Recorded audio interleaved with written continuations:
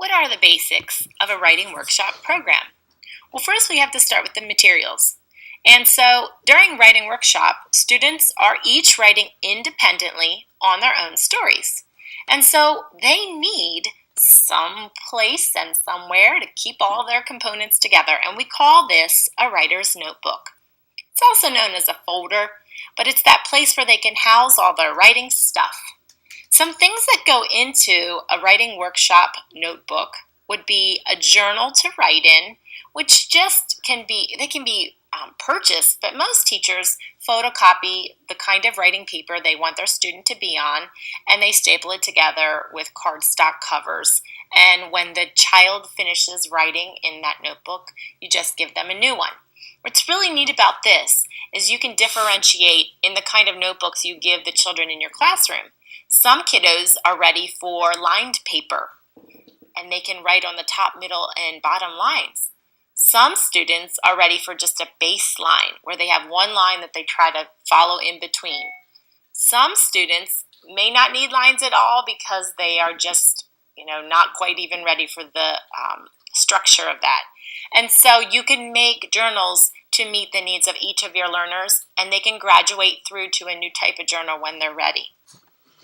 Some other things in that writer's notebook are graphic organizers to use for brainstorming or planning, idea lists that you can generate independently with children about what they can write about so they don't get writer's block, resources that you can compile from mini lessons. I know within my own classroom, we would study different things in our mini lessons. One of the things we would study would be how to start a story.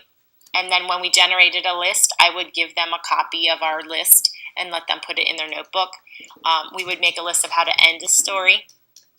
And we would make a list of words they could use instead of the word said for dialogue. We would make a list of great adjectives. Every time we had a mini lesson, we would create these lists. And when they were finished, I would type them up and photocopy them, and they would put those right in the writer's notebook to use as a resource when they needed ideas. I always gave them copies of the rubrics we were using so they could self-assess and come back to. And some teachers even put, as you can see there, alphabet charts and word wall words in their notebook. Now, I didn't usually do that unless I had one or two kiddos that needed that as support. Our word wall was in the classroom, and also they had the key ring, which is the word ring that has each of their words on. So if they needed to find a word and spell it, they could do that. But that's something some teachers may find valuable. But this notebook is important because it's that comfort zone. I know my own daughter, who is in first grade this year, when I homeschooled her last year in kindergarten, we developed her own writer's notebook here. And one of the things she relied on when she wrote was how to start a story, how to end a story, and what we call tell a story words. And these are the transition words you use in narrative writing. Words like in the beginning, first, next, last, suddenly, in the end, finally. And they're the words that you stick at the front of a sentence to kind of move your story along. She relied on that so much that when she went to first grade and didn't have her writer's notebook, she asked me to write down those tell a story words and a little picture note of how to start and end a story so she could keep it in her pencil box. And it was her just comfort and support of knowing she had a reminder there to check as she wrote. Eventually, her teacher got to those mini lessons this year, and we could take her little sticky notes out of her pencil box, and she had her own writer's notebook at school that she could follow. But it's really good because they fall back on these as resources, and they don't have to remember everything in their little brains. Writing workshop also should have consistent rules, so when children sit down to write, they know what's expected of them. We learned in the last slide that informal environments are great because they can move around the classroom. So what are the rules? Do you have to pick a spot and stay there for your whole writing workshop time? Are you allowed to sit with a partner? Do you have to sit by yourself? Are you allowed to get up and walk around to find resources in the classroom?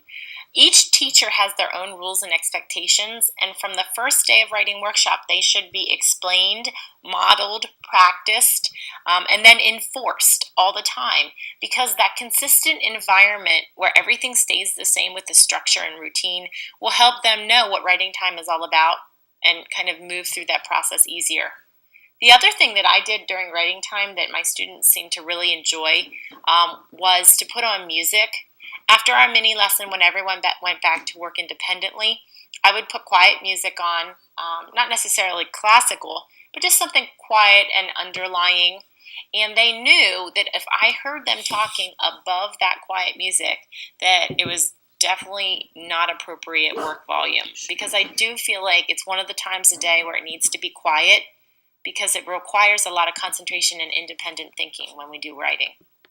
So I enjoyed using music as a tool to remind them of what their volume level should be. A lot of them just got into the music, got into writing, and you never heard a peep out of them. The other thing that I found was once in a while kiddos need to completely block out the environmental noise, and I would give them headphones that had nothing. They weren't even plugged in, but they were just headphones that were almost like earmuffs that covered up and muffled the sound around them. I feel my kiddos needed those during writing time and would ask for them, and so they were always available for whoever needed them.